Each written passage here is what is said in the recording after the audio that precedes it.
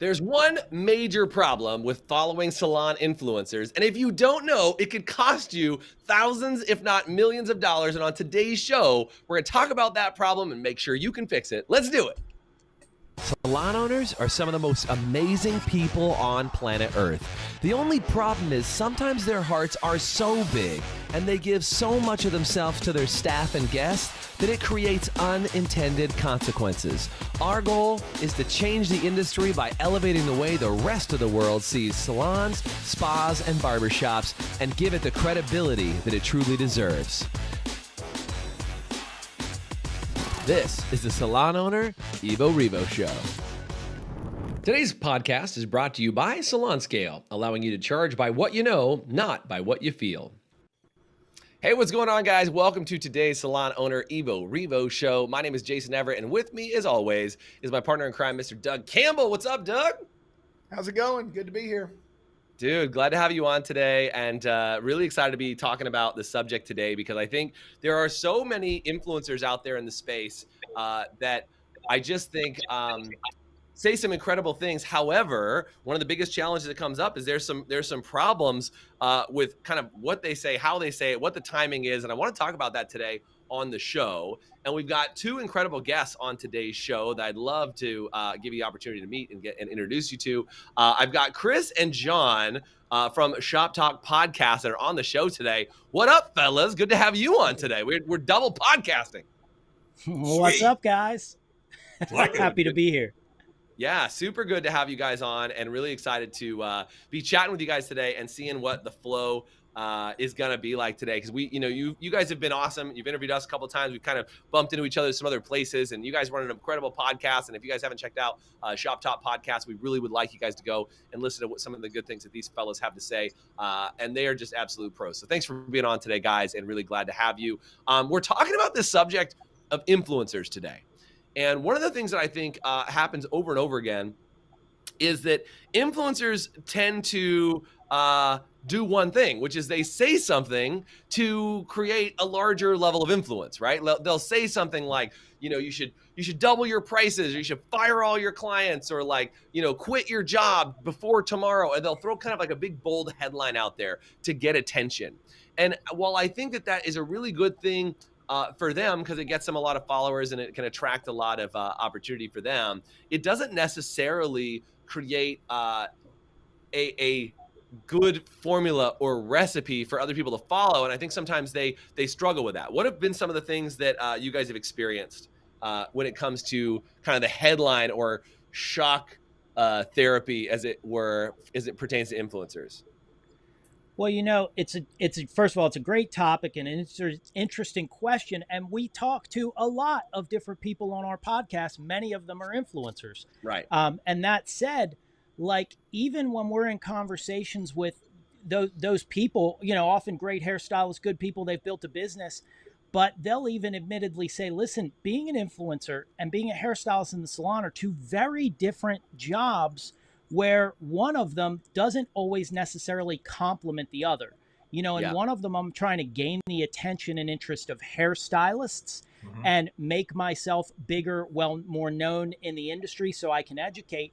The other is like building an honest, organic business behind the chair. And those foundations, oftentimes when we get into questioning about that, the real talk comes out, and it's like, guys, building my business in the salon, I had to do this the organic way. I had to ask for referrals, give great customer service, charge accordingly as I was growing. And oftentimes what you're getting is the end of the story 5 years down the road after I've already done all these things. It's like, well, what happened before then to get to where I was at in my business and gain the expertise?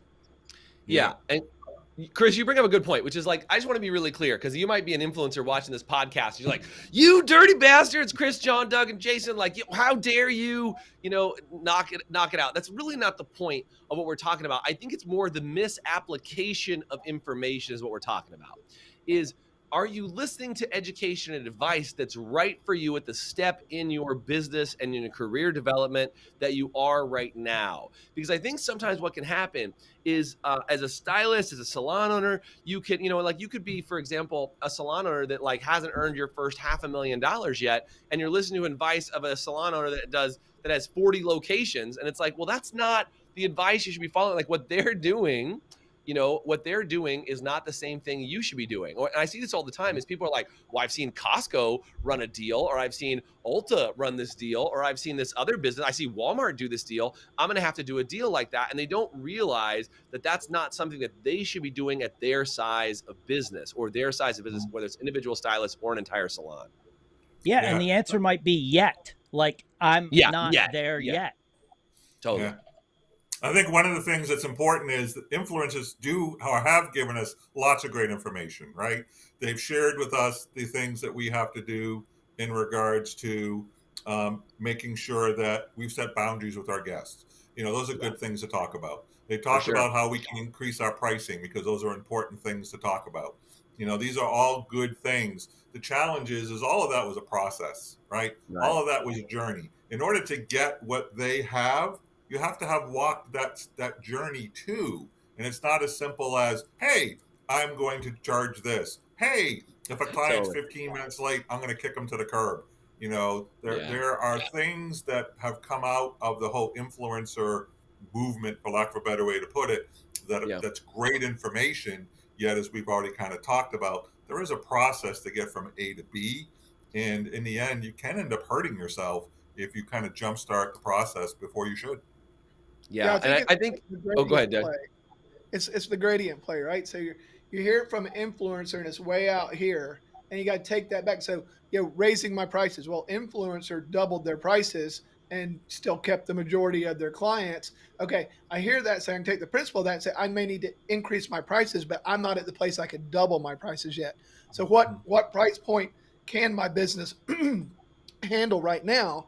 So I think the whole thing is listening to influencers, but then taking the gradient back to where you are on your journey so that you take the principle. Yeah, it's a good idea to make sure you got the right boundaries with your clients. You may not be in the position if you're just starting out. Yeah, for sure. And I think one of the challenges that can come up over and over and over again is being in a position that the typical amount of information that you get from an influencer can be in a soundbite, can be in a like, do what I'm doing. And I think the reason why people like to be influenced by people in the future is like, hey, they're ahead of me. They're doing something I haven't done. And Chris, to your point, I haven't done yet. But I think you got to really say, you said it. You said about do what I. You said it a little differently. I'm gonna tell you what I would say is that don't do what I just did. Do what I've done so you can do what I just did. Yeah, do what I did to get there. Yeah, exactly. And I think the thing is about this, it's like I love what you said because I do love that quick visceral stimulation of seeing something that somebody's ahead of me in a moment where I can look at it on Instagram or wherever, and I can gain a little bit of context around it. But one of the things that we talk about a lot that we fear is when I throw out the idea of business foundations like KPIs. I hate to use KPIs right now because, I know that's like anti-influencer what we're talking about, but what is a KPI? It's a key performance indicator that if I measure it over time, it shows me how well I'm doing in my business, right? So an example of that might be retention. Now, let's say I'm a new-ish stylist and I'm growing and I am gaining some traction and I'm starting to see people come back, but that number isn't as big as I think it is because I don't track it. I don't see it as important. I don't, necessarily care yet, right? Yeah. If I don't realize that my pricing is directly correlated to my retention, like if my pricing is higher than my actual retention, I will stunt the growth of supply and demand that I'm creating through good service. Right. And I think it gets dangerous when we start to make, again, that really paint the world with a wide brush and go, hey guys, everybody needs to do this because this is where I'm at. And I go, wait a minute, there are actually some things that you can measure along the way that are going to let you know when you're ready, how ready are you, how big of a jump is this? And, if I'm a veteran stylist and I'm 10 years past where I should have had a price adjustment, there are also things I Right. can measure, Totally. right? And so, Yeah. when we take our eye off the ball of what got us there, that's a problem because like you Right. said, all of these things are always in play. Right. Mhm. Yeah. And you mentioned this rule and this idea around when do you need to make the jump. What in our experience what Doug and I typically teach is we have an 80% rule, and this comes from there's something called capacity utilization, and you talked about Mhm. KPIs for a second. Yep. Is there was this old rule that churches like mega churches followed, and it was once the church was filling up to about 80% of their capacity, people Mhm. would come to church and feel like the church is completely full. They couldn't find a seat and they would leave. And so we borrowed that and said, okay, well, how do you use that inside of a salon environment to say, all right, well, how do you look at this? When do you know if it's time for your overall salon to raise prices? How do you know Right. if it's time for you to raise prices as an individual stylist? And so what we look at is once your personal books are full at 80%, you're 80% full, clients are having a hard time getting booked. They're feeling like they have to wait, months for them to get in on their schedule. And it's Mhm. time for you to be able to raise prices. And it doesn't mean you're going to double your prices. It just means you're Mhm. going to have a pricing increase. And again, if you need to figure out a level system or something like that, like reach out, Yeah. get some help, get some support on it. But then at that 80%, you can build it. And same thing, once your salon, and we talk about this for locations, once your salon is at 80% of its total capacity between hours that are spent behind the chair, total staff that you have, etc., it's now time for you to find another location, right? And so you have to Right. have measurements inside your salon and inside your own personal book of business to say, this is the level where I'm going to increase my prices, not just because, like, if I said, okay, I've got enough slots for me to do, and I'll just use 100 guests just because it's easy. I'll say I can do 100 guests. Once I hit 80 guests, well, I need to raise my prices. Mhm. The problem is when people are at 10 guests and they have the Right. capacity for 100 guests, that is not the time to raise prices. That is a time to fill up your schedule, book Yeah. yourself solid, and make sure that there's enough demand for what you're doing. And on that same venue, if you're measuring your KPIs and you're measuring your progress, you get to do the reverse, which means, okay, let's have that price increase, right? Yeah. And then all of a sudden, if you watch that 80 clients drop down to 70, drop down to 60, then you need to step up your game, right? Yeah, Maybe that yeah, would. that's a great point. Great point. And if you're not tracking those, here's the thing about influencers, and I think this is important, is they're inspirational. They inspire us to do Yeah. things that we might not otherwise have done. They inspire us to potentials that we have as artists and as hairstylists. Yet, if we're not tracking those numbers, and I love the 80% piece, right? We call that productivity, right? Yeah. If you're 80% productive, then yes, it's time for a price increase. But if your productivity starts to take a dive, this is not the time, and sometimes that's where we're at. We're like, well, we're not really busy. Maybe I should raise my prices. Yeah. Yeah, check and look at your productivity first, because if that's the real issue, the fix is far different. The fix is, how do I get more clients in the door? What does my online game look like? What does my referral game look like? Yeah.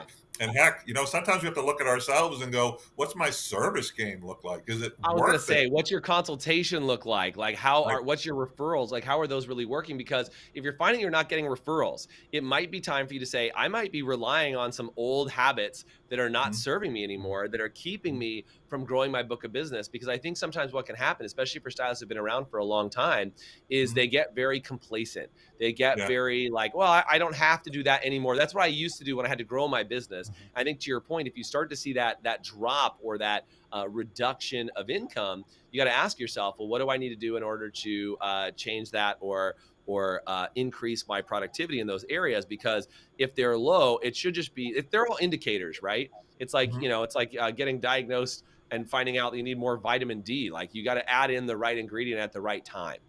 Yeah. Yeah. One I of the love that things I you think, Chris, did you want to say go, something? John. Go ahead. Go ahead. I think one of the things that we hear often is we need to charge what we're worth. We need to charge what we're worth, and we so need to do that, because Yeah. for too long, I think Jay Williams was someone that shared with us, or maybe it was you guys, I forgot who, that talked about the level of haircut pricing in the United States. And when they did the survey like 10 years ago, the average haircut price was $50 nationwide. And 10 years later, we do that same study, and the average haircut's $55. That's Mm, terrible.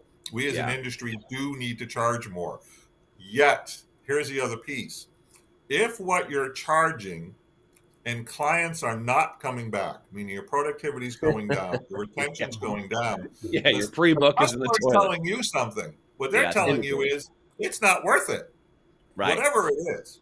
Whether So it's let's $30, $50, or $100 for a haircut, yeah. if your clients aren't coming back, they're saying to you, John, I like you, but it's not worth it. Yeah. So, John, I think that's a great point. I want to talk more about pricing in just a second. So I think that is a hot topic that I'd like to get into a little bit. We got to take a quick break. After this break, we'll come back. We'll talk about pricing. How do you know how to charge what you are worth and how to make sure that you preserve what you're worth, all after the short break. We'll be right back. Hey, HPSA listeners, let me ask you this. Are you tired of not knowing what your hair color is costing you on every appointment and watching it chew up your profit?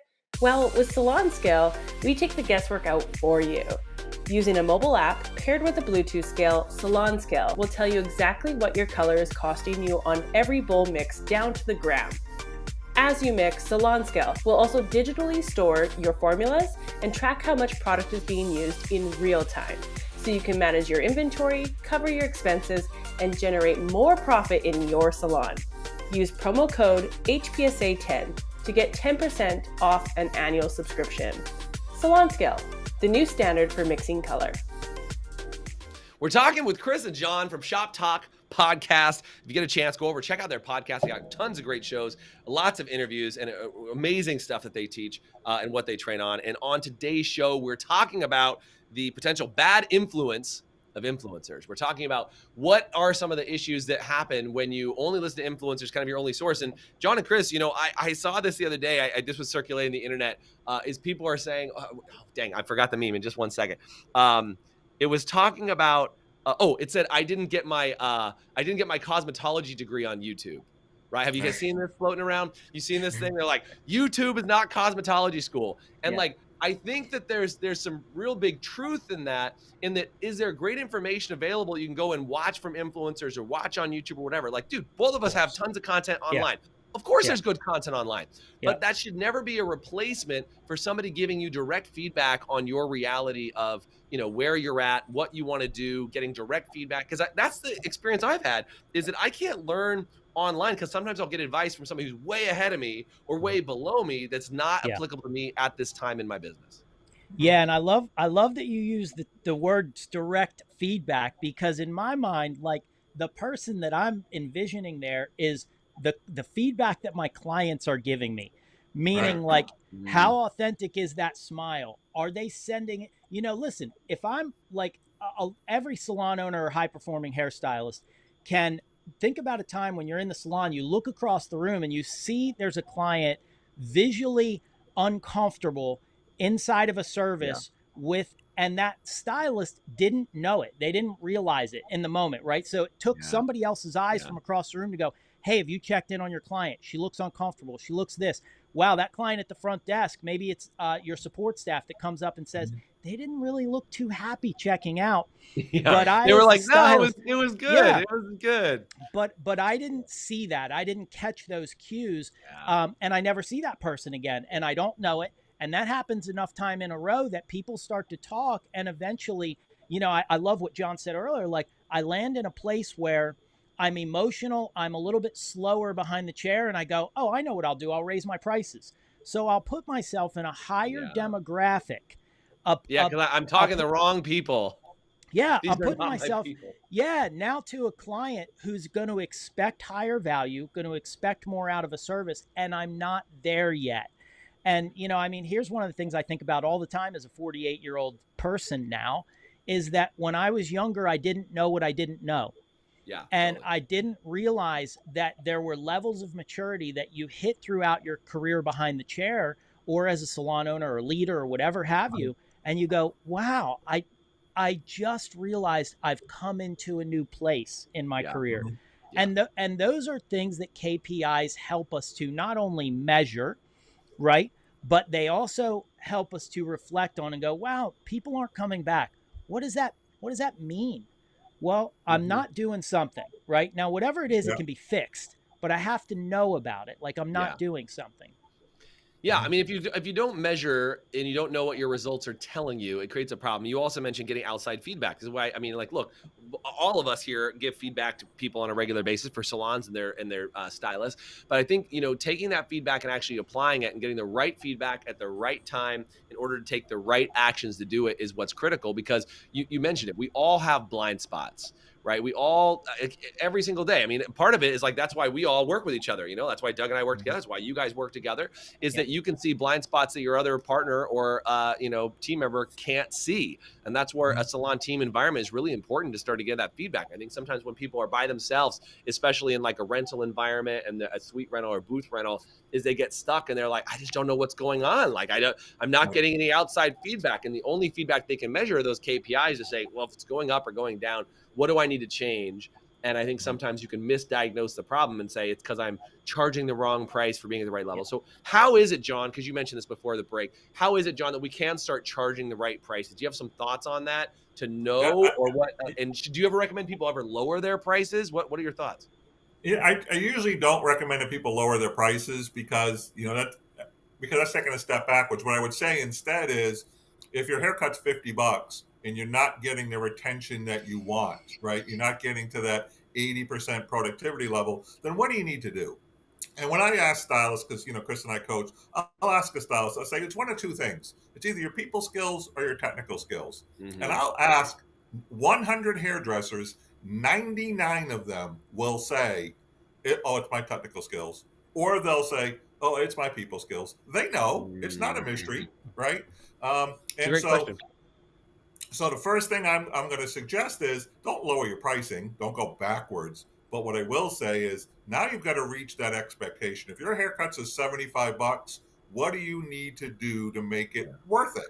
Do you need, and here's the thing that I think we forget with this whole piece on influencers is we're stuck on the technical end, setting boundaries, setting prices, doubling everything. We forget probably the most important part, which is the relationship building. Yeah. Right. Yeah. People do business with people they like. Right. And if you're not working on the relationship building part of the experience between you and your customers, people will forgive you for not the best job. People will forgive you for being a little late if they like you. But if your thing is, I'm going to do your hair, and if you don't like the way I do it, well, you can go see somebody else. That's probably why your book is half empty, right? Yeah. We have a saying. It's like, look, and I think this is sometimes what can be misconstrued when listening to an influencer or just somebody who doesn't have the direct influence over you personally, right? Is that's why it's really important to get coaching from your salon owner or from a manager or somebody like that. Is that it's got to be good for the stylist and good for the client and good for the salon. Yeah. That's right. Right. And I think a lot of times people make decisions like, I'm going to raise my prices. Well, is that good for your clients? Is it good for the salon? Is it good for you as a stylist? Like, you're like, oh, well, it's good for me, clearly. Like, it's good for me because I'm going to make more money. Was it good for the salon? Don't know. Maybe it is, maybe it isn't, depending on the thing. Is it good for the guest? Well, it is good for the guest if it means that they get a better experience, to your point. Right. If they get if you've leveled up, then your prices can level up. Yeah. If you figured out how to add value. I mean, that's the thing. I know a lot of people being in this industry for a long time that a lot of people that charge ridiculous amounts of money for a haircut, $1,000, $2,000, like just, not your average haircut from Supercuts down the street. You know what I mean? And the reason why those people charge so much is because of the value that they add to the experience. And I'm not talking about, oh, they brought a hot towel. I'm talking about because they can provide some experience that no one else can. Maybe they fly into a city to cut your hair before you go to an award show or whatever it is, but they provide crazy value that the average stylist doesn't provide. That's why they can charge that much, not just because somebody said quadruple your prices. Guys, I want to pipe in for a second because I love what you just shared. And the thing about that is that's an intuitive experience that you develop. Either some people have it naturally. I always felt that I had a little bit of a gift of connecting with people immediately, but I also have developed it, like worked really hard to develop that. And the other part about that is I wanted to, just as you were talking, I came up with 3 measurables because I know that we're sort of talking pretty broad scale, but I want to give you 3 measurables. And, when John talks about growing your business, if we're talking to a salon owner, right, we talk about growing your business and growing sales, and that's just our language. There's a million different ways you can say that, right? When we talk about growing business, we're typically talking about clientele development. We want to expand the demand of clients in your area. Yeah. Now, if you're a singular person behind the chair, the way you measure that is retention. Now, retention's a tricky thing for a long time. People, and it's the way we like to measure it. People looked at, how many repeat guests are in my chair this month, and we say that's a good pointer. But the whole story is retention. How many am I keeping over time? Yeah. Because just because I saw people last, or 8 people that I've seen before in my chair today, doesn't mean I'm retaining 80% of my guests. It just means I had 8 people that I retained. So anyway, we measure retention over time, and there's 2 different numbers that we look at. Number 1, what's your new retention? And number 2, what's your repeat retention? So your base retention, and right? repeat retention. Love it. So where we shoot for is 50-80. We say if I'm talking to a brand new person, I go, if you can learn to get every new person that sits in your chair to get 1 out of 2 of them to come back, you're at 50% retention, and we love that. We think you're smoking it at that point, right? 50% of new people that sit down in your chair come back. That's awesome. Number 2, 80% guest retention, and it goes back to your magical number of 80% full, right? So if I can keep 80% base and 50% new, that's going to point me in the right direction, right? Second is referrals. I have to make sure there's a percentage of my clientele that's coming in that's been sent by their friends. And then the third is reservations, that there's a portion of my book, a good fat portion. I like anywhere from 50 to 65%. If you're getting good at this, 80% is beautiful if you're a seasoned vet, of my reservations for next month, next year, already in play. If you get good at those 3 things, then you'll never have to worry about clientele development again. I don't care if you're a lawyer, doctor, dentist, it doesn't matter, hairstylist. Yeah. And Great with point. that, Chris, then you get to start the journey of what my price increases look like, because you have that support system underneath you that no matter how much you raise your prices, you're not going to lose that many clients. And what little clients you do lose, you're feeding with that 50% new client retention. That's right. Yep, that's right. And again, these are all formulas. And I want you guys to hear this. And again, hopefully from fellows like us that teach this stuff on a regular basis all the way around, all of us here, I hope you get this. This is a guideline to get you to. This isn't like tomorrow morning it should be like this. If you're not at those type of numbers, you don't even know how to track those type of numbers, reach out, get some support, talk to your salon manager, talk to the salon owner, get some coaching, get some advice, figure out like, hey, what are these numbers good? Are these numbers terrible? And the best thing you can do is like, look, if you, I'll take an analogy outside this. If you're overweight and you're trying to lose 20 pounds, don't worry about losing 20 pounds tomorrow.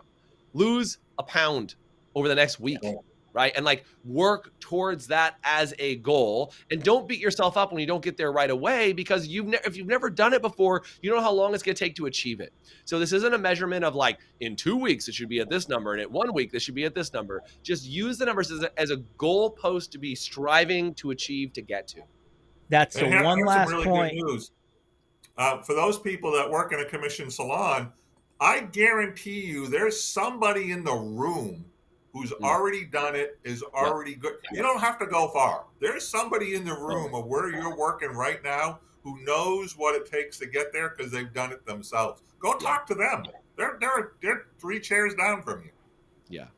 Yeah, absolutely. Chris, you want to make one last point, man? Then we're going to rock and roll. Yeah, no, I was just going to stand on your shoulders and say it's a journey, man. It's, I as young as I was when I was young, I felt like I needed to get there today. And it ends up that if you take this thing like a journey, you can have a lot of happy, prosperous, enjoyable stages in your career. Yeah, that's right, man. And not to be too cliche, but when you do fall in love with the journey of becoming an incredible stylist and becoming an incredible manager, leader, or salon owner, when you fall in love with the process, it should never feel like work. It should always feel like you're on a journey. And I think that's the number one thing. I am the most impatient person on planet Earth. You don't even want me, but you don't want me behind you in the line at the grocery store. Cause I'm like, is that line faster? Is that like, I always want to be somewhere else further, faster, in shorter amount of time. And I know there's a lot of people out there that feel the exact same way. And the thing that I've learned about that is be patient with yourself. Nobody else is on your journey. Nobody else knows what you've been through. And whether you want to say God, the universe, the great spirit, however you choose to look at it, there is a plan for you to get not where you would like to be, but where you're supposed to be. If you follow the process, you stay dedicated to what you're doing, and you keep an incredible work ethic on that journey, you will get to where you need to go. Just quick shout out to Doug. His internet dropped out, so that's why I don't get to sign off with Doug. He dropped out, but I think, fellas, we held the show down even without Doug on here. Thank you so much for chatting about what I think is the number one untalked about thing going on right there is the right advice at the wrong time will not help you, but the right advice at the right time will make you extremely successful. Fellas, thanks for being on today. Guys, check out Shop Talk Podcast with Chris and John. Thanks for being on, fellas. Really appreciate you guys today. Thank you. Thanks for listening to the Evo Revo podcast. Today's video is brought to you by Salon Scale, allowing you to charge by what you know, not by what you feel. Please subscribe, leave us a review, and you can always get more information, including show notes and the video episodes at evorevopodcast.com.